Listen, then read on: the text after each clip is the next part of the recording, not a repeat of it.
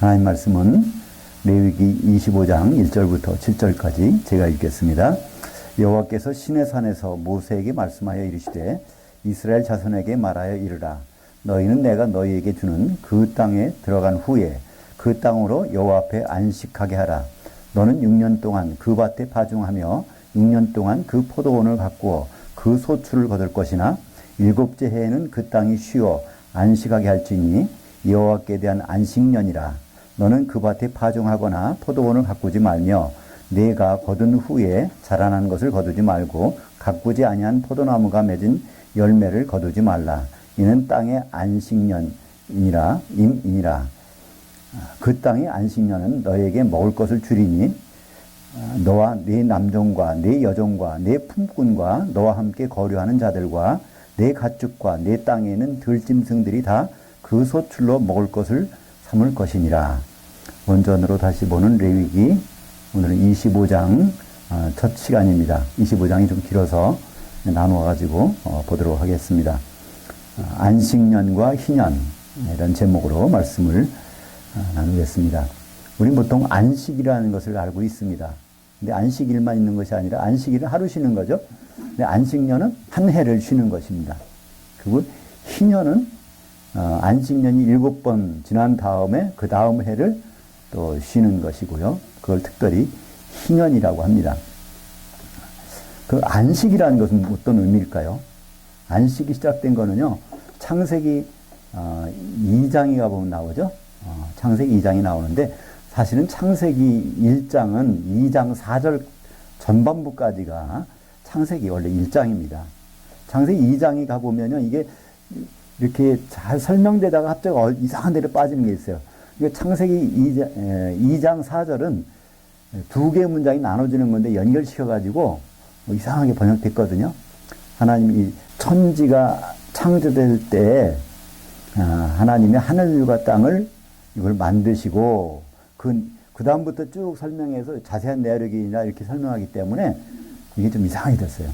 일단 거기서 천지 창조와 회복이 끝난 것으로 끝나고 그 다음부터 2장 4절 후반부부터는 아담이 어떻게 이 지구상에 나왔는지 그들에게 어떤 약속이 주어졌는지 전혀 별개의 것인데 우리말 번역은 그렇게 안 돼 있습니다. 그러니까 우리가 보기에 이렇게 돼 있어요. 창세기 1장에서 대충 천지 창조에 대한 얘기 나오고 그걸 세부적으로 2장에 들어가서 4절 이하부터 세부적으로 뭐 땅에는 뭐죠? 비도 안 오고 안개만 올라오고 뭐 이런 식으로 해서 세부적으로 설명하는 것처럼 돼 있는데 이건 전혀 별개의 것입니다. 한마디로 에덴 동산 주위부터 그 상황을 설명하고 거기서 아담이 등장하는 별개 내용을 설명하는 건데 그것이 2장 4절 후반부. 그러니까 2장 4절 전반부까지는 1장의 내용이 쭉 가서 거기까지 안식하셨다. 6일 동안 회복하시고 안식하셨다. 그런 뜻입니다. 6일 동안 회복하시고 안식하신 이유가 나오죠. 창세기 1장 31절. 거기 심히 좋았다라고 나와요. 근데 창세기 5장 1절에 보면은 하나님이 사람을 창조하신 날에 사람을 남녀로 창조해 놓은 날에 같은 날에 아담을 자기 모양대로 지으셨다는 겁니다. 그러니까 결국은 6째 날 마지막이 된 것은 사람 창조가 아니라 아담이 나타난 거잖아요. 그죠? 아담이 지구상에 나타났어요. 그게 하나님이 가장 좋으셔서 그래서 안식하신다는 것입니다. 구약 성경은 전부가 다 누구를 설명하는 것이라고요? 예수님. 요한복음 5장 39절에 보면 구약 성경은요, 다른 거 보면 다 실패합니다. 거기서 예수님이 어떤 모습으로 어떤 일을 어떻게 하실까라는 그 내용들이 구약 성경의 내용이거든요. 그걸 통해서 아담이 등장하니까 하나님이 너무 기뻐하셔. 그러면 아담은 누구라고요? 오실 자의 모형이야. 그죠? 예수님의 모형이다. 그러니까 예수님이 등장하시면 하나님이 너무 기뻐하시는 거예요. 우리가 오전 시간에 봤듯이 하나님의 통치가 이루어져서 요한계시록 19장 6절에 보니까 혼인날이 이루어졌다는 거예요. 그것이 바로 안식의 출발점입니다. 그러니까 결국은 안식은 언제 있을까요? 우리는 지금 이 세상에서요, 예수 믿었다고 진정한 안식이 없어요. 그죠? 근데 언제 진정한 안식이 오죠? 마귀가 무조갱이 들어가는 날부터는 진짜 안식이에요. 그죠? 그건 언제 그런 일이 벌어지죠? 예수님 오셔야. 그래서 안식이라는 뜻은 바로 온전한 안식, 그거는 마귀가 없는 그 순간, 그 시간부터가 진정한 안식인데, 그래서 안식을 자꾸만 지킨다는 건 무슨 뜻일까요? 안식일 거룩히 지키라고 하는 건 무슨 뜻이냐면요, 예수님 오시기를 고대하라는 거예요. 그죠? 준비하라는 겁니다. 그래서 예수님이 안식일날 막 일을 하셨어요. 사람들이 뭐라고 그러죠? 왜 안식일날 일을 하느냐, 왜 안식일 범하느냐 그러잖아요. 그러니까 예수님이 뭐라고 대답하시죠? 마태복음 12장 8절에 보면 인자는 안식일의 주인이라. 그분이 주인공이세요. 안식일 지키는 분이 아니라 자기가 주인공인데 그분은 지킬 필요가 없잖아요. 이미 주인. 그래서 구약에 나오는 그 안식일, 바로 예수님 때문에 그분이 오시면 진짜 안식이 있다는 것을 알려주시기 위해서. 그래서 안식일은 그 하루를 얘기하는데, 안식년이라는 거는 이거는 이제 한 해입니다. 6해 동안 6년 동안은 땅에서 씨를 뿌려서 소출이 나오고 그걸 먹고 있는데, 7번째에는 땅에 쉬라는 거예요. 이건 땅이 쉬는 겁니다. 물론 그때 땅에다 농사를 안 지니까 사람도 쉬지만 안식년의 근본은 땅이 쉬는 겁니다. 땅이 안식을 갖는 거예요. 그렇다면 그 땅이 무엇일까요? 성경 전체 흐르는 땅의 그 내용들. 우리는 그걸 통해서 우리 오늘 내용들을 보기 원하는데요. 요한복음 5장 39절은 구약 성경을 보는 관점입니다. 요 안경을 쓰고 보지 않으면 우리 엉뚱한 걸 보게 돼요. 도대체 구약 성경을 보기 위한 안경을 한번 볼까요? 5장 39절 요한복음. 너희가 성경에서 영생을 얻는 줄 생각하고 성경을 연구하거니와 성경이 곧 내게 대하여 증언하는 것입니다. 그러니까 이거는 항상 머릿속에다가 염두에 두셔야 돼요. 성경 보는 방법이에요, 이것이. 예수님이 일러준 방법이니까 무시할 수가 없잖아요. 그래서 다른 사람이 일러줬다면은 참조사항이지만 예수님 말씀하신 거는요, 그분이 주인이고 우리 노예니까 그 방법대로 해야 돼요. 그죠? 근데 여기서 성경은 구약 성경이잖아요. 오늘 보는 레위기도 바로 구약 성경입니다. 이 성경을 볼 때는 항상 영생 얻으려고 하지 말라는 거예요. 구원받아서 그거를 잘 지켜서 구원받아 볼 생각하지 말고 그것이 예수님에 대해서 설명하고 있다는 것입니다. 그래서 창세기부터 우리는 읽을 때 예수님을 보시려고 해야 돼요. 창세기 1장 1절부터도 나와요. 예수님은요. 어디 나올까요? 엘로힘. 복수의 하나님 속에 예수님, 성부, 성자, 성령이 있잖아요. 그러니까 거기부터 하나님은 창조에 직접 참여하셨단 말이에요. 보통 우리가 종례하는 사도신경 이러잖아요. 전능하사 천지를 만드신 아버지 하나님을 믿사. 아버지 혼자 쓸쓸히 천지를 만드신 것처럼, 창조도 안 들어가요. 만드신 것처럼 해놨어요. 아니요. 창조 때부터 엘로힘께서, 복수의 하나님께서 그거를 하셨는데, 창조라는 그것은 빠라는 건 단수예요. 동사는 단수야. 그러니까 동작은 한 몸으로 동작하신다는 거예요. 주어는 복수인데 동작은 하나. 그러니까 삼위일체라는 말은요, 창세기 1장 1절부터 그 말이 안 들어가면 번역이 안 되도록 해놨어요. 그러니까 이 히브리 말로는 그냥 베레시트, 바라, 엘로힘 해서 그냥 그렇게 하면 돼요. 삼일체란 말이 안 들어가. 왜냐면 주어가 복수고 동사가 단수니까. 근데 이 히브리 말의 성경을 다른 언어로 바꾸는 순간부터는요, 삼위일체 하나님이란 말이 안 들어가면 문장 번역이 안 된다니까요. 주어는 복수인데 동사는 단수라는 걸 어떻게 우리가 설명하겠어요. 그래서 거기부터 예수님이 등장합니다. 예수님은 창조주시구나. 같이 그걸 생각할 수 있죠. 그리고 나서 이제 창세기 셋째 날에 보면 특별히 예수님에 대한 장면이 나옵니다. 그걸 한번 창세기 1장 9절부터 13절까지 여기에서 예수님 모습을 한번 생각하시면서, 쉽게 말하면 여기서 이제 죽음 속에서, 물 속에서 나오시는 분이 예수님이세요. 한번 같이 보겠습니다. 창세기 1장 9절부터 13절까지. 하나님이 이르시되 천하의 물이 한 곳으로 모이고 묻이 드러나라 하시니 그대로 되니라. 하나님은 묻을 땅이라 부르시고 모인 물을 바다라 부르시니 하나님이 보시기에 좋았더라. 하나님이 이르시되 땅은 풀과 씨 맺는 채소와 각기 종류대로 씨 가진 열매 맺는 나무를 내라 하시니 그대로 되어 땅과 풀과 각기 종류대로 씨 맺는 채소가 각기 종류대로 씨 가진 열매 맺는 나무를 내니 하나님이 보시기에 좋았더라. 저녁이 되고 아침이 되니 이는 셋째 날이라. 여기 이제 땅이 이때까지는 어떻게 됐습니까? 물속에 들어가 있는 거예요. 수면에 운행하시잖아요. 그러다가 캄캄하면 빛이 없어요. 이게 하루 이틀도 아니고 여름과 겨울 정도가 아니에요. 빛이 이게 수십억 년 동안 없다고 생각해 보세요. 수백만 년, 수십억 년. 근데 꽁꽁 얼어버렸어요. 그러니까 얼음 속에 땅덩어리가 들어가 있는 거예요.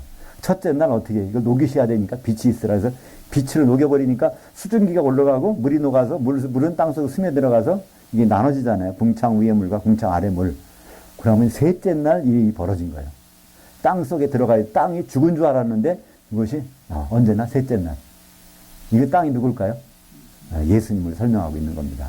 그러니까 죽음 가운데서 이건 미리 구약 성경은 나에 대해서 설명하는 것이 아니라 옛날 얘기 듣기 좋으라고 한 것이 아니라 역사적인 사실이지만 이걸 통해서 예수님을 계속 설명하고 있는 것입니다. 근데 그 땅이 그냥 보통 땅이 아니에요. 그 땅에서 생명이 또 나와요. 그죠? 식물이 자라고 거기서 꽃이 피고 하니 나와요. 그게 누굴까요? 성도들 부활. 그러니까 예수님은 부활하신다는 거예요. 근데 예수님 부활처럼 거기에 있으면 또 다시 같이 부활한다는 것입니다. 이것이 바로 셋째 날. 그래서 셋째 날은요, 보시기에 좋았더라고 2번 나와요. 예수님 부활하신 건 너무 좋아. 근데 바로 성도들이 또 부활하는 것도 너무 좋아. 그래서 보시기에 좋았더라가 셋째 날에는 2번 나옵니다. 그래서 이 땅이라는 것은 첫째, 예수님을 설명하고 있습니다. 그건 우리가 예수님의 몸을 만든다는 건 뭘까요? 우리가 예수님의 땅이 또 우리의 몸이 교회가 또 예수님 몸이라는 거예요. 그러니까 이 땅이라는 것은요, 아무것도 아닌 것 같지만 거기에 심겨지면요, 땅의 그 토양의 성분에 따라서 이게 그냥 땅이 비옥한 땅이면요, 거기 나오는 식물들은요, 열매 맺고, 제가 아르헨티나에 오래 있었는데, 거기는요, 땅이 얼마나 비옥한지 쌀농사를 져요. 근데 우리 쌀보다 훨씬 맛있어요. 워낙 기름진데. 근데 거기는 농약도 안 해요. 왜 안 하냐면 이게 너무 튼튼해가지고 거기 영양분이 많아가지고 병충해 타질 않아. 타봤자 별 없어요. 비료도 안 줘요. 농약도 안 하고. 큰 땅이 이게 비옥한지 안 비옥한지는 뭘 알 수 있을까요? 식물을 심어보면 알 수 있어요. 그 식물이 제대로 열매를 제대로 맺으면 이건 비옥하단 말이에요. 우리가 예수님께 붙어서 이게 열매를 맺으면 이게 제대로 나오면 예수님께 붙어 있는 거예요. 근데 그게 아니 열매가 제대로 안 맺혀. 그 모두 잘못되어 있는 거겠죠. 그죠? 똑같은 씨를 뿌려도 옥토에 뿌려지면 이게 잘 돼. 그죠? 근데 가시떨기나 뭐 길가나, 그죠? 또 어디죠? 돌짝밭이나. 이거 사람들이 자기 마음밭이라고 생각해요. 그게 마음이 아니에요. 교회를 얘기하는 겁니다. 그 성경 전체에 대해서는요, 예수님이 그 교회를 설명하고 계신 거예요. 똑같은 시잖아요. 똑같은 시인데 어떤 교회에서 있느냐에 따라서 달라진다는 거예요.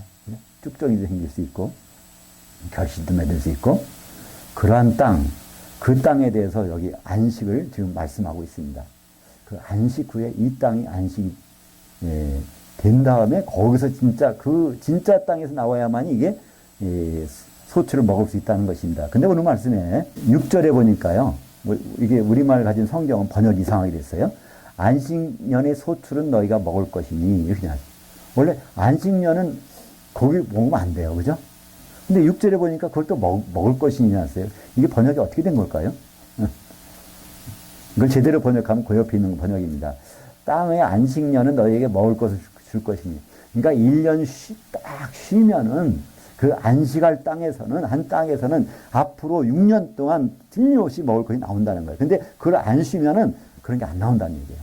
근데 이건 번역을 너무나 이상하게 해서 이 일껏 쉬라고 해놓고 6절에 보니까 이상하잖아요. 우리가 그냥 상식적인 읽어도 안식년의 소출은 너희가 먹을 것이니, 안식년의 소출을 먹지 말라고 해놓고 거두지도 말라고 해놓고 거기다 번역할 때는 또 6절 안식년의 소출은 먹을 것이니, 이게 참 이상하잖아요.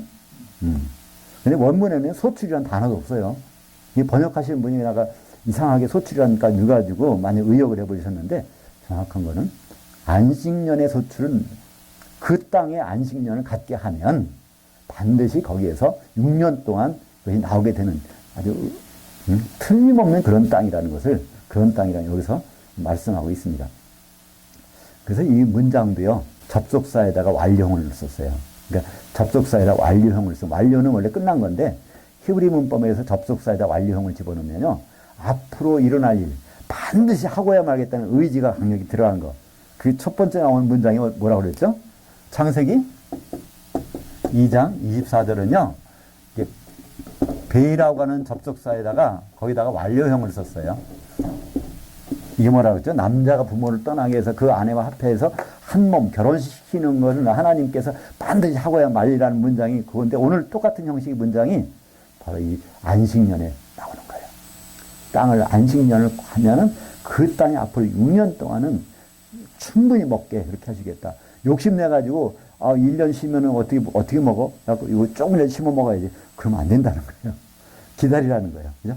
그래서 딱 안식년을 기다리면 거기서 나온 것으로 넉넉히 이제 6년을 먹을 수 있다는 것.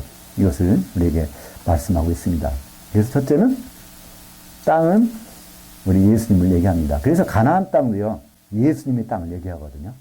가나안 땅이 어떤 땅일까요? 젖과 꿀이 흐르는 땅이에요. 그죠? 그러니까 광야에서는 만나를 먹었는데 이게 가나안 땅에 들어간다면 만나가 없어지잖아요. 그죠? 안 내려. 그날은 뭘 먹어야 돼요? 그 땅에 나온 소출을 먹어야 돼요. 그죠? 그 땅이 어떤 땅이에요? 젖과 꿀이 흐르는 땅이에요. 젖과 꿀이 흐른다는 것은 뭘 설명하죠? 아주 비옥하다. 얼마나 이게 땅이 기름지면요. 거기 나는 풀을 먹는 순간에 이 소가 그걸 먹으면 젖이 막 퉁퉁퉁 젖과 젖이 흘러다녀요. 그 풀이 그 영양분을 다 거기 공급해줘가지고 이게 땅이 비옥하다는 거예요. 왜 꿀이 그렇게 많을까요? 거기 나오는 이 꽃이 피면요. 벌이 근다리기도 전에, 그죠? 나비가 오기도 전에 그냥 뿔이 막 흘러 땅을 적셔. 그만큼 땅이 비옥하다는 겁니다. 그 가나안 땅 누굴까요? 우리 예수님. 그러니까 예수님께 심겨지기만 하면 그 젖과 꿀이 흐르는 건 정상이라는 거예요. 그게 아니면 다 잘못된 데 심겨진 거겠죠. 그죠? 바로 그런 가나안 땅이 바로 예수님이시고 감추인 보화 그 속에 감춰져 있단 말이에요. 감추인 보화를 캐는 방법은 유일하게 나무를 심는 거예요. 거기 식물이 자라야 돼요. 그때 식물은 뿌리와 줄기와 잎사귀가 열심히 거기 지체가 온전히 한 몸을 이루어 움직이면 열매를 맺습니다. 그죠? 그게 어떤 열매? 그 땅의 열매죠. 우리 교회가 그런 것이죠. 우리 지체들이 각자의 소임을 다해서 거기 땅에 잘 심겨지면 그러면 예수님의 향기를 바라고 예수님 열매를 맺게 하는 것입니다. 마태복음 5장 5절을 한번 보죠. 온유한 자들은 복이 있나니 그들이 그 땅을 기업으로 받을 것이며. 산상수훈에 나오는 첫 번째 땅에 대해 나옵니다. 산상수훈의 땅이 뭘까? 이거 우리가 밟고 다니는 땅이 아니라 기업으로 주신 땅이라는 거예요. 누구에게? 온유한 자들. 이 온유한 자라는 뜻은요. 성질이 온순하다는 뜻이 아니에요. 순하다 그런 뜻이 아니에요. 이 온유를 제일 먼저 설명할 때 들은 사람이 누구죠? 모세. 모세는 온유함이 지면에 누구보다 승하더라. 근데 모세가 성격이 온순했을까요? 아니요. 형, 우리가 막, 이 바위에서, 반석에서 물을 내려! 뭐, 쓰잖아요. 성질이 대단했어요. 근데 이 온유라는 단어는 하나님께 길들여진다는 단어입니다, 원래가. 모세는 40세까지는요, 아주 당당했어요. 자기가 뭐 할 줄 알았어. 근데 결국은 이스라엘 구원 못하고 도망가잖아요. 40년 동안 거기서 하나님께 길들여질 수밖에 없잖아요. 그래서 그다음부터는 이 사람이 완전히 온유해졌어요. 지면에 누구보다도 40년을 말 않고 살아보세요. 그거. 그 말도 어눌해지잖아요. 그 나라 가서 히브리 말 할 상대자가 아무도 없었으니까 히브리 말 잊어버렸어요. 모세가 너 가서 백성들을 끌고 출애굽 시키라 그랬더니 난 말이 안 나오는 어눌한데요. 그거는 처음부터 그러지 않았어요. 모세는 원래 학문과 말에 능한 자라. 원래 40대까지는 말에 능한 사람이에요. 근데 40년 동안 거기 있는 바람에 그 말도 제대로 못해요. 그러니 네 형 아론은 아직 말 잘한다 이거예요. 거기 살았으니까 지금까지 살고 있으니까. 그게 바로 온유한 자, 야생마를 길들인다는 뜻입니다. 우리가 만약에 하나님께 길들여진다면 하나님 우리를 온유한 자로 보시는 거예요. 그게 바로 성도죠. 그죠? 그러니까 성도들에게 주시는 복이 뭐냐면 그 땅이라는 겁니다. 하나님 주시는 땅. 이거는 기업이라고 되어 있어요. 상속자가 된다는 거예요. 상속물. 상속은 누구에게 주는 거죠? 바로 자기 아들에게 주는 거죠. 이 세상이 다 없어져도 상속 남는 거 교회밖에 없습니다. 왜냐하면 주님이 결혼해야 되니까. 그죠? 바로 이 땅, 우리가 교회가, 우리 성도들이 몸을 이루는 것이 바로 온유한 자가 기업을 받는 그 땅입니다. 이 땅이 안식이 필요하다는 거예요. 안식이 있으면 그 다음에는 6년 동안 여지없이 좋은 수출을 내준다는 것입니다. 이 예수님이 땅이라는 표현은 직접적인 아니지만 간접적으로 표현한 부분이 있습니다. 그것이 골로새서 2장 6절과 7절입니다. 같이 보죠. 그러므로 너희가 예수 그리스도를 주로 받았으니 그 안에서 행하되 그 안에 뿌리를 박으며 세움을 받아 교훈을 받은 대로 믿음에 굳게 서서 감사함을 넘치게 하라. 여기 성도들 보고 뿌리를 거기다 박으래요. 땅에다 박잖아요, 뿌리를. 그죠? 그럼 예수님이 누구죠? 그리스도가 땅이라는 얘기잖아요. 그죠?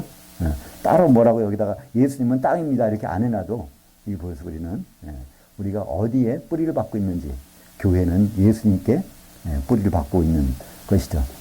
거기에 안식을 주시는 분을 소개하고 있습니다. 우리가 뿌리 박고 있는 부분은요, 우리에게 안식을 주신 분이에요. 그죠? 8절부터 10절까지 같이 보겠습니다. 같이 읽죠. 너는 7 안식년을 계수할지니 이는 7년이 7번인즉 안식년 7번 동안 곧 49년이라 7째 달 열흘날 그 속죄일이니 너는 뿔나팔 소리를 내되 전국에서 뿔나팔을 크게 물지며 너희는 50년째 해를 거룩하게 하여 그 땅에 있는 모든 주민을 위하여 자유를 공포하라. 이 해는 너희에게 희년이니 너희는 각각 자기의 소유지로 돌아가며 각각 자기의 가족에게로 돌아갈지며. 그래서 이런 안식년을 7번 하면 7, 7이 49. 그 다음에 그 다음 해. 그러니까 희년이 있을 때는요, 노는 해가 2년이 겹쳐요. 그 2년 동안 농사를 질 수가 없어. 근데 그건 그럼 어떻게 될까요? 2년 동안, 1년 동안 농사 안 짓고 먹고 살기도 좀 어려울 것 같은데, 이건 2년 동안 농사를 못 져요.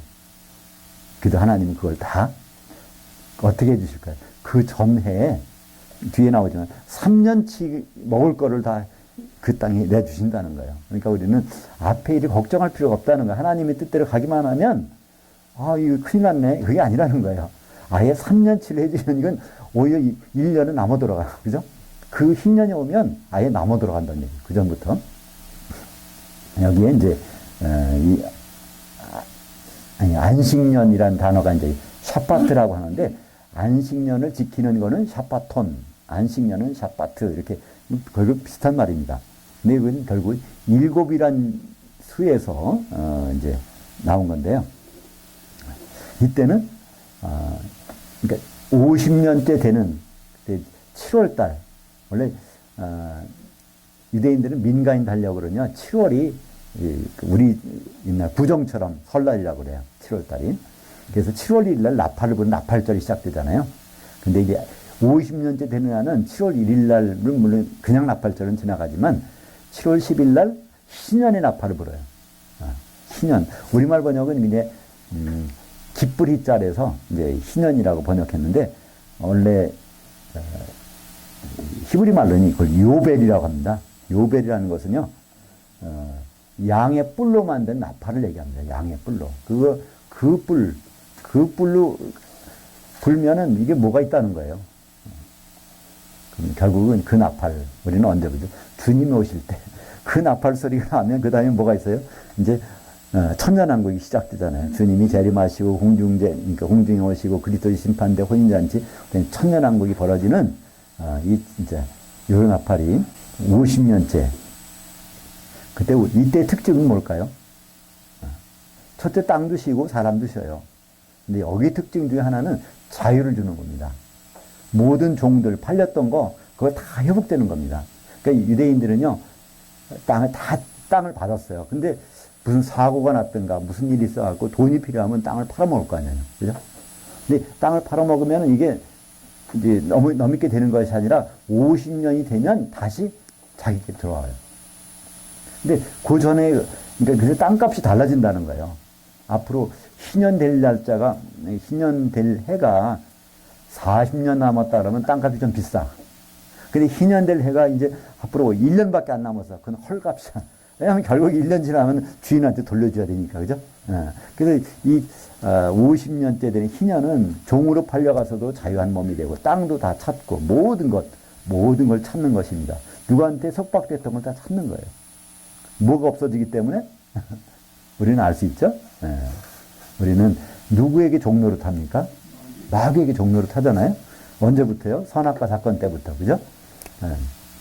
창세기 3장 14절에 보면, 이제, 하나님이 그 뱀에게 나타나셔서, 처음에는 누구에게 나타나시죠? 아담에게. 아담이 뭐라고 그러죠?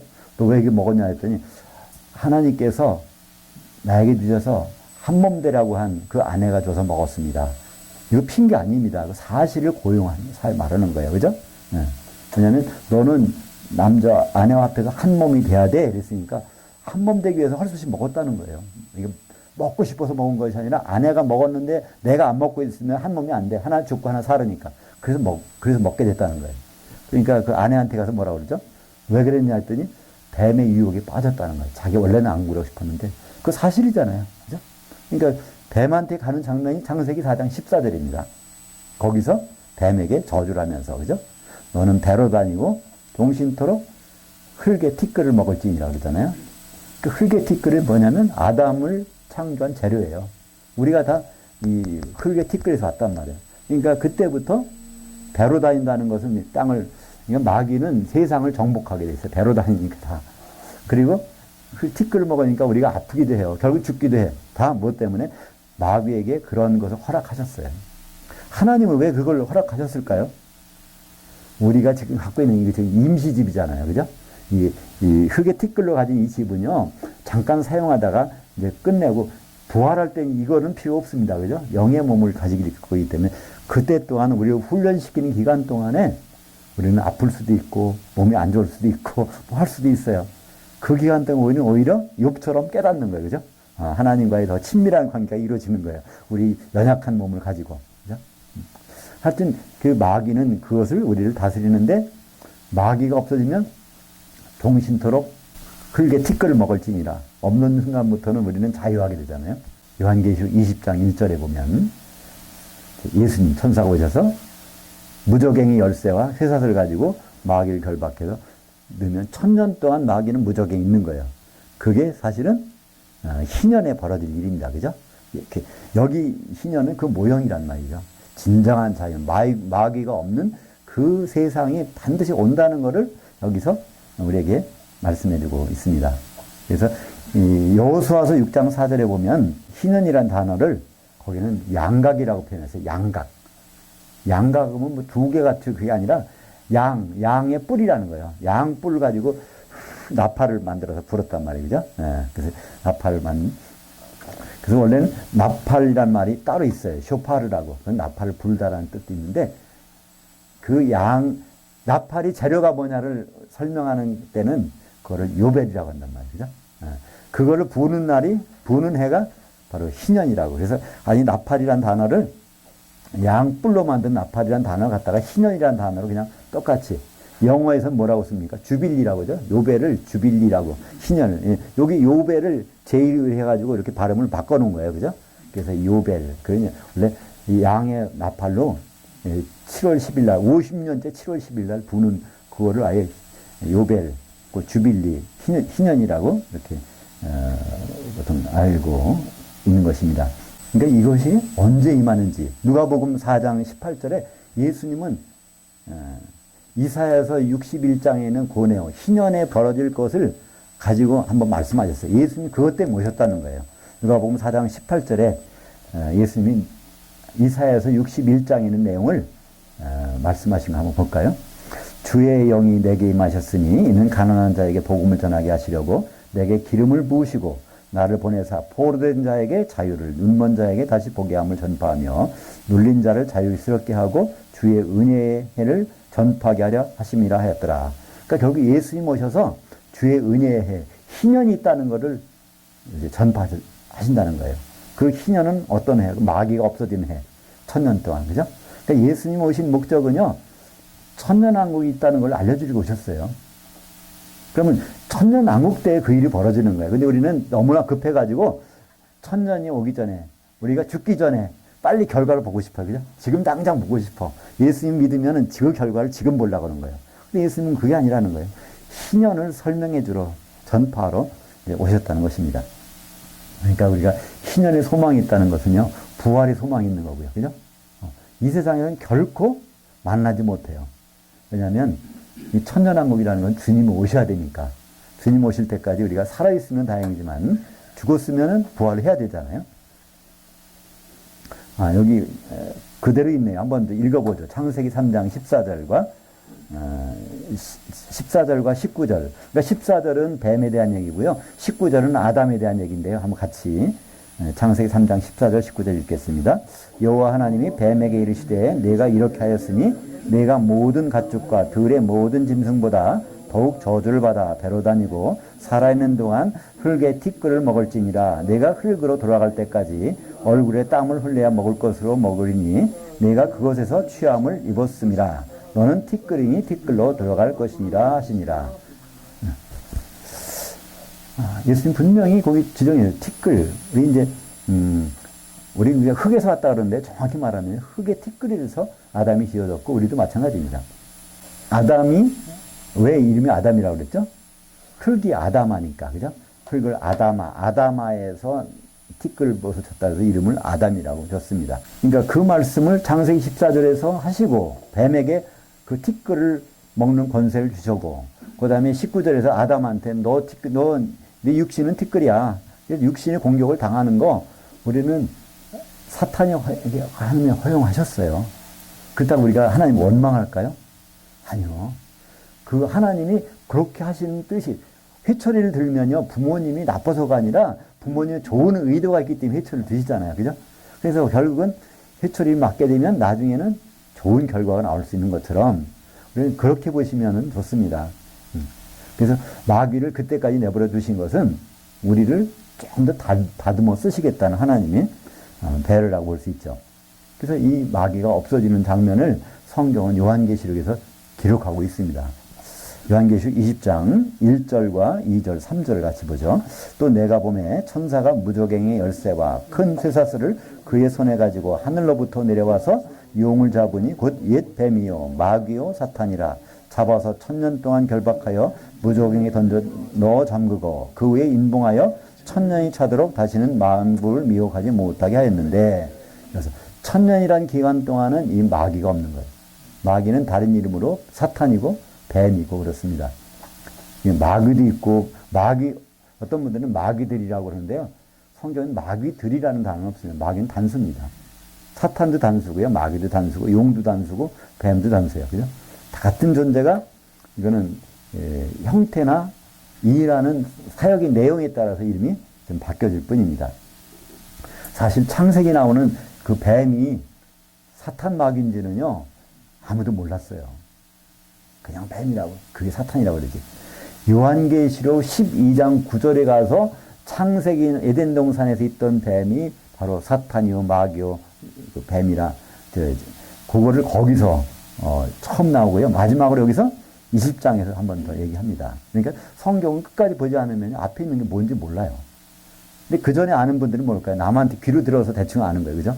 근데 그 대충 아는 것이 맞으면 좋지만, 그게 또 잘못 알게 되면요, 아예, 몰랐다가 새로 아는 것보다 못할 수도 있죠. 그죠?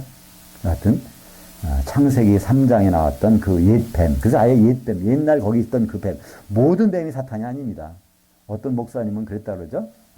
예수 믿은 다음에 그 함경도부터 저 전라도까지 가면서 뱀을, 하나님 원수라는 거예요. 뱀을, 그러니까 최원능 목사님이 그랬다 그러죠? 그런데 그건 나중에는 뭐 깨달으셨겠죠, 그분도. 성경에서는 그 뱀, 옛 뱀, 그 에덴 동산에 특별히 뱀 속에 들어가서 그 역할을 하고 있었던 특별한 뱀을 얘기하는 거지 모든 뱀이라는 건 절대로 아닙니다. 그래서 아예 단수로 돼갖고 딱 정관사를 붙어서 그 옛 뱀이라고 딱 이렇게 말씀하고 있죠. 11절과 12절 같이 읽겠습니다. 그 50년째 해는 너희의 희년이니 너희는 파종하지 말며 스스로 난 것을 거두지 말며 가꾸지 아니한 포도를 거두지 말라. 이는 희년이니 너희에게 거룩함이니라. 너희는 그 밭의 소출을 먹으리라. 이것도 이렇게 그냥 읽어보면 희년에 그 밭의 소출을 먹는 것처럼 이렇게 돼 있어요. 그죠? 희년을 해줘야 이제는 50년 동안 똑같은 앞으로 이게 그런 일이 쭉 벌어진다는 것을 여기서 설명하고 있는데, 우리나라 번역은 조금 먼저 거보단 6절은 그 안식년 소출 먹으라고 했으니까 엉망이지만 이거는 그래도 그 나름대로 이해할 수 있습니다. 그죠? 그러니까 결국은 우리가 이 땅의 소출, 밭의 소출을 먹는 걸 왜 이렇게 기록했을까요? 구약 성경 이건 다 예수님을 설명하는 건데, 로마서 이제 14장에 이 부분이 나옵니다. 그죠? 로마서 14장 17절. 하나님 나라는 먹는 것과 마시는 것이 아니요 오직 성령 안에 있는 의와 평강과 희락이다. 이 로마서 14장 17절은요, 어떻게 보면 체온계나 온도계 같은 거예요. 내가 좀 하나님 나라에 있나? 하나님 나라에 들어와 있나? 나 이제 거듭나 있나? 이거를 내가 어떻게 알 수 있는 방법이 없을 거잖아요. 그죠? 잘. 근데 이걸 하는 그 재보는 게 있어. 내가 감기 들었나? 열이 좀 나나? 그럼 잘 모를 때는 그 온도계를, 체온계를 입에다 넣든가 뭐 해서 열이 좀 있네. 감기약 먹어야 되겠네. 이러잖아요. 마찬가지로 내가 하나님 나라에 정말 들어와 있나? 물과 영으로 거듭나지 아니하면 하나님 나라에 들어올 수 없느니라. 그러면 내가 정말 거듭난 사람 맞아? 그거 알아보려면 내가 하나님 나라에 들어와 있는지를 없는지를 확인하면 될 거 아니에요. 그 문장이 바로 이거라니까요. 창세기 로마서 14장 17절. 하나님 나라는 그러니까 육신에 먹고 마시는 그런 것이 아니라 성령 안에 있는, 성령 안에 나타난 세 가지가 나타나야 된다는 거예요. 첫 번째 의, 두 번째는 평강, 세 번째는 희락. 이거 세 가지가 있으시면요, 나 하나님 나라에 있네. 만약에 이게 없다면요, 빨리 들어오셔야 돼요. 잠깐 외출했다가 얼른 들어오셔야 돼요. 그럼 문제는 생긴단 말이에요. 그 비행기가 떠나기 전에 외국에 나가려고 이제 인천공항에 갔는데 갑자기 화장실에 뭐 놓고 온 게 있어. 그러면 이제 안내하는 분한테 얘기하고 갔다가 오야 되는데 거기서 잊어버려갖고 다른 데 헤매고 있으면 이 비행기 떠난단 말이에요. 그죠? 우리가 예수 믿고 하나님 나라에 들어와서 사는, 하나님 통치 가운데 있다가 열심히 있는데 어느 순간에 슬그머니 나도 모르게 빠져나갔으면요, 빨리 들어와야 돼요. 내가 나갔는지 안 나갔는지 알면. 이 세 가지가 있는지 없는지. 의가 뭘까요? 의가 힘들면요, 이해하기 힘드시면요, 그 상대적인 말을 기억하시면 돼요. 죄라는 말, 그죠? 그러니까 죄가 있으면 내가 자유롭지 못해. 그 의라는 것은 내가 정말 예수님 안에 자유가 있는가. 남이 뭐라고 한 것이 아니라 예수님 안에 자유감을 느끼는가. 두 번째는 평강. 이 평강이라는 단어는요, 연결된다는 거예요, 연결. 이것을 가장 잘 표현한 영어 단어가 유니온입니다. 평강이라는 건 유니온이에요. 그 윤이라는 뜻은요, 이게 영어로 하면 원, 투, 쓰리 할 때 원이에요. 프랑스 말이나 스페인어 가서는요, 이를 운이라고 그래요, 운. 우노는 우노, 도스. 그러니까 운이라, 거기서 나온 말이 유니온이에요. 영어에서 나온 말이 아니에요. 거기서 우노에서 나온 말이, 운에서 나온 말이, 그것이 영어로는 원, ON이니까 이상한 단어로 바뀌어져 버렸지만요. 그래서 유니온이라는 것은 하나가 된다는 뜻이에요. 하나님과 내가 떨어져, 거리가 생겼어. 이거는 평강이 없는 거예요. 평화가 없어. 그분과 떨어져 있어. 이게 붙으면은 이게 평안이 있어요. 그러니까 이 평강이라는 단어는 하나님과 내가 붙어 있는가, 그걸 확인할 수 있는 거예요. 그죠? 그리고 내가 다른 사람과 내가 화합이 돼 있는가. 또 내 몸이 영혼과 육신이 분리돼도, 그죠? 이건 몸에 이상이 생기는 거잖아요. 나는 지금 오른쪽으로 가고 싶은데 다리가 왼쪽으로 가. 이거는요, 몸에 이상이 생기는 거예요. 그죠? 이 모든 것은 평안이 없는 거예요. 평강이 없는 겁니다. 이 평강이라는 거는 있어야 하나님 나라에 들어있는 증거입니다. 그죠? 마지막으로 세 번째는 희락. 세상이 줄 수 없는 기쁨. 그죠? 뭐가 나와야 돼요. 똑같은 환경에서 다른 사람과 다른 걸 내가 느낄 수 있어야 돼. 그런 희락. 그것이 어디서 오는 거예요? 성령 안에서. 그러니까 하나님 나라는 성령 안에서 출발하는 자유함과 성령 안에 있기 때문에 생기는 평강과 성령 안에서 생기는 어떤 희락. 이것이 있다면 틀림없이 하나님 나라에 지금 통치가 들어와 있는 거예요. 안심하셔도 돼요. 그러나 그게 없으면요, 빨리 정신 차리시고 다시 하나님 나라를 다시 이렇게 나갔다가 들어오셔야 돼요. 또 하나 하나님 나라에 내가 있는지 없는지를 확인하는 방법이 있어요. 그것이 어디? 마태복음 5장 3절. 우리말 번역은 이상하게 돼 있어요. 심령이 가난한 자는 복이 있나니 천국이 저희 것이며 이렇게 돼 있어요. 근데 그 심령, 마음 심자가 아닙니다. 영이란 뜻이에요. 이 혼이 아니라 영으로 배고픈 자, 영이 갈급한 자는 복이 있다는 거예요. 이미 하나님 나라에 들어와 있다는 거예요. 영이. 그러니까 이게 배고픔을 느끼는 사람, 그건 이게 천국에 있는 사람입니다. 영적인 배고픔이 전혀 없다? 그 사람 천국 안에 들어있는지 한번 의심해야 돼요. 그건 없어요. 이건 예수님의 기준이에요. 영으로 가난한 자, 가난함 느끼는 자는 이게 천국에 들어와 있다는 거예요. 아이가 엄마 뱃속에 있을 때는, 울지 않겠죠. 그 탯줄을 통해서 이게 공급이 되니까. 근데 탯줄이 끊어지는 순간부터 뭘 느껴요? 배고픔을 느껴요. 그럼 막 운단 말이에요. 그죠? 근데 젖을 물려주면 그때부터 안 울어. 왜 그럴까요? 이게 영으로 갈급하다가 이게 먹었어요. 그죠? 우리가 만약에 하나님이 통치 가운데 있는 분이라면 영으로 가난한지 그렇지 않은지에 대해서 우리 생각해 볼 필요가 있습니다. 하나님 나라에 있는지 없는지를 한번 생각해 보시려면 성령 안에 있는 자유함이 있는지, 성령 안에 있는 편안, 하나님과의 일치가 있는지, 하나님 안에 있는 어떤 기쁨이 내 속에 있는지 이것을 따져볼 필요가 있습니다. 아주 로마서 14장 17절은요 그런 면에서 굉장히 유용한 구절이라고 볼 수 있습니다. 그래서 우리는 이 세상은 혼적인 생활이에요. 그러나 앞으로 주님과의 생활은요 영의 몸을 입고 하는 생활입니다. 근데 그것을 구분할 수 있어야 돼요. 우리가 똑같은 모습으로 주님을 만난다고 생각하면 착각입니다. 주님 만나는 순간부터 자기 몸도 자기도 모르게 변해 있는 거예요. 근데 그것은 성경에 기록되어 있습니다. 홀연히 변화진다는 거. 언제? 마지막 나팔이 불릴 때, 요벨이 쫙 불릴 때, 양각 나팔이 불릴 때, 희년이 선포되는 순간에 바로 우리 몸은 변해 있다는 거예요. 예. 고린도전서 15장 44절에 보면 우리말 번역은 육의 몸이 있은즉 신령한 몸이 있고 이렇게 이상하게 번역해 놨어요. 그냥 그 육의 몸이 아니다. 혼의 몸. 우리가 갖고 있는 아담 때부터 갖고 있는 이런 몸도 있지만 그러나 부활해서 영의 몸, 예수님 부활한 몸이 있다. 이걸 설명하는 건데 거기다 육이란 단어가 들어가 있어요. 육은 원래 없는 단어인데 거기다 집어넣어 번역해 버렸습니다. 그죠? 네. 그래서 혼의 몸이라는 것은 아담 때부터 갖고 있는 이 세상의 몸, 이것이 있는가 하면 부활한 예수님처럼 영의 몸을 갖고 있는 그런 것이 있다는 것입니다. 그래서 희년이라는 것은요, 그 몸의 세계를 지금 설명해 주고 있는 거예요. 그죠? 50년, 그때 희년이라는 자유함이 있는 것은 이 지상에서 우리에게 주시겠다는 것이 아닙니다. 우리는 주님과 더불어 영의 몸을 입고서 1000년 동안 통치하는 거예요. 지상에 누가 있을까요? 1000년 동안 지상에는 불신자들이 있습니다. 왜냐하면 데살로니가전서 4장 16절에 보면 그리스도 안에서 죽은 사람들이 부활해서 다 올라가야 돼요. 한 명도 빼놓지 않고. 살아있던 사람 뒤따라 올라가요. 그러면 예수님 오셨을 때 지상에 있는 사람은 그리스도 안에 있던 사람 한 명도 없어요. 1000년 동안 한 명도 없어요. 근데 그 사람들은 통치를 받죠. 누구의? 바로 우리 왕노릇하는 성도들이 통치를 1000년 동안 받게 됩니다. 그 사람들의 결국은 이제 불에 타 죽는 거죠. 요한계시록 20장 9절에 보면 그들이 마귀의 유혹을 받아서 그러니까 위로 올라갔다가 불이 하늘에서 내려와서 다 태워지더라. 이렇게 나옵니다.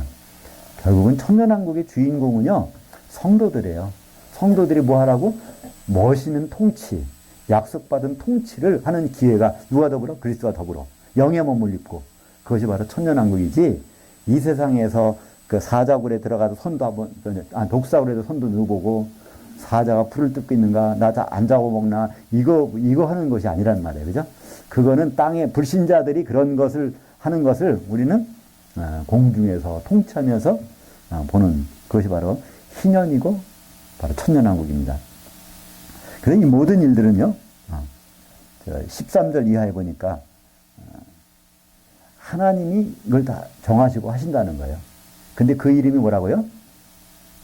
하나님 이름이 여호와. 그죠? 예. 우리는 여호와라는 이름을 적당히 쓰다가 어떤 데 안 쓰고, 영어 성경에 빼버렸어요. 다 로드라고 바꿔버렸어요. 근데 여호와라는 이름은 그렇게 하면 안 되는 겁니다. 여호와라는 이름은요, 하나님의 이름이에요. 물론 발음 자체가 여호와 또는 야훼나 야훼라고 발음이 조금 달라질 수 있어요. 히브리 말의 모음이 이렇게 중간에 사라졌기 때문에. 그러나 그 이름 자체만큼은요, 중요한 뜻을 갖고 있습니다. 그 이름을 가장 잘 설명한 구절이 하나 있어요. 그것이 바로 예레미야서 33장 2절입니다. 한번 볼까요? 이 일을 행하시는 여호와, 그것을 만들며 성취하시는 여호와, 그의 이름을 여호와라 하는 이가 이와 같이 이르시도다. 그래서 여호와라는 단어는요, 어떤 일을 계획해서 그걸 끝까지 이루어 가신다는 그 뜻이 여호와의 뜻입니다. 근데 우리가 이것을 별로 읽은 기억이 안 나죠? 왜 그럴까요? 예레미야서 하면은 33장 3절 때문에. 그러니까 너는 부르짖으라 그러면 내가 네 응답하겠고, 이것이 너무나 해서 여호와란 뜻이 있는 33장 2절을 들은 기억도 없어. 그죠? 읽은 기억도 안 나잖아요. 그죠? 우리가 어떻게 집중하다 보면 핵심이 자꾸만 놓치게 돼요. 그 워낙 이것 때문에. 그죠? 영어로는 JER이라고 해요. JER 333. 예레미야서 33장 3절. 그래서 저거를요, 무슨 급한 상황이 있으면 그래요. 다급하면 다이알 333을 돌려라. 그래요. JR을 다이알 해야지. 그렇게 저는 기억한 적이 있어요. 다이알 333. 너는 내게 부르짖으라. 그리하면 내가 알지 못하는 크고 비밀한 일을 내가 알게 하리라. 근데 여기서 첫째는 부르짖으란 말이 없습니다. 그냥 우리말 번역하는 사람에서 집어넣은 거예요. 너는 내게 좀 한번 물어봐. 그러면 내가 너 제대로 한번 알려줄게. 이러는 거예요. 하나님한테 묻지 않고 괜히 이 세상 신문이나 보고 뉴스나 보고 이걸 통해서 알려고 하지 마. 세상 사람들에게 알려고 하는 것이 아니라 하나님께 물어보면 이게 금방 답이 나온다는 거예요. 그 뜻이거든요. 제발 좀. 그리고 내가 알지 못하는 크고 비밀한 일은 세상 궁금한 걸 알려준다는 것이 아니라 하나님의 계획을 내가 알려줄게 하는 뜻이에요. 그래서 예레미야서도 이제 유다 왕국이 어떻게 망할 것인지 70년 동안 왜 포로 생활을 해야 되는지 요 사정을 얘기해 주는 것이지 우리가 급한 거 모르는 거 하나님께 막 부르짖어서 대답받는 그 용도로 예레미야서 33장 3절을 사용하고 있습니다. 그래서 아예 33장 3절을 주시기 전에 먼저 하신 거예요. 나 여호와야. 여호와는 계획이 있어. 그 계획을 너는 딴 데 가서 물어보지 마. 꼭 내가 다 알려줄게. 그래서 그 말씀 다음에 예레미야서 33장 3절이 나오는 것이죠. 근데 우리는 그것을 우리의 필요에 따라 우리는 여러 적이 활용하니까 활용하는 건 좋은데 그러다가 잊어버린 게 뭐예요? 여호와 이름까지 잊어버렸어요. 그죠? 부르짖으라고 해서 부르짖는 이분이 누군지를 몰라. 근데 그분이 바로 여기서 예레미야서 33장 2절입니다. 이 일을 행하시는 여호와, 그것을 만들며 성취하시는 여호와, 계획을 세워가지고 끝까지, 어떤 계획? 결혼식까지, 예수님의 결혼식까지 가시는 여호와. 그래서 우리는 안식년이 땅의 쉼이라고 했죠. 땅은 교회라고 그랬죠. 그러면 희년은 뭘까요? 7번 땅이 쉬어야 돼. 그죠? 그럼 7번이 땅이라는 건 7교회죠. 그러니까 7교회가 완성되면 주님이 희년을 주신다는 거예요. 그죠? 그러니까 결국은 요한계시록에서는 7교회 가운데 주님이 있는 모습이 희년의 모습이죠. 그게 어디 나올까요? 요한계시록 1장 13절. 14절 보겠습니다. 그 7 촛대 한가운데 인자 같은 이가 발에 끌리는 옷을 입고 가슴에 금띠를 띠고 그의 머리와 털의 희기가 흰 양털 같고 눈 같으며 그의 눈은 불꽃 같고 드디어 예수님이 이제 공중에서 오셔서 공중으로 오시고 교회는 공중으로 올라가서 7교회 한가운데 예수님 계신 모습이 나타나는 희년의 모습이잖아요. 그죠? 7 안식년을 지난 땅, 그 여기 더불어서 주님이 계시겠다는 약속이 여기 나오고 있잖아요. 그러니까 레위기를 보면서 우리는 예수님을 봐야 되잖아요. 그죠? 모든 건 나에 대해서 설명했다고 그러는데 레위기 읽으면서 안식년이 뭔지 희년이 뭔지를 그냥 좋은 세상이구나 이게 아니라 이 일을 계획하시는 성취하시는 여호와 이렇게 해서 한다 그러면 우리가 주님은 희년은 진짜 희년은 어딜까? 이제 공중에 올라가서 그것도 7교회가 온전히 그거 둘러싸여서 그때 오시겠구나. 그러니까 우리는 교회라는 것은요, 우리가 보는 이게 건물도 아니고요, 친목단체도 아닙니다. 그죠? 주님의 살붙이가 돼야 되는 거예요. 그죠? 아담이 고백하듯이, 이는 내 살 중에 살이요, 뼈 중에 뼈다 그러잖아요. 아담의 뼈를 뽑아가지고 그 아내를 만들어 왔을 때, 우리 주님은 우리를 그렇게 대우하시고, 그렇게 완성되기를 원하십니다. 18절부터 마지막 절까지 같이 읽겠습니다. 너희는 내 규례들을 행하며 내 법도들을 지켜 행하라. 그리하면 너희가 그 땅에 안전하게 거주할 것이라. 그 땅은 그것에 열매를 내리니 너희가 배불리 먹고 거기 안전히 거주하게 하리라. 만일 너희가 말하기를 우리가 만일 7째 해에 심지도 못하고 소출을 거두지도 못하면 우리가 무엇으로 먹으려 하겠으나 내가 명령하여 6째 해에 내 복을 너희에게 주어 그 소출이 3년 동안 쓰기에 족하게 하리라. 너희가 8째 해에는 파종하려니와 묵은 소출을 먹을 것이며 9째 해에 그 땅에 소출이 들어오기까지 너희는 묵은 것을 먹으리라.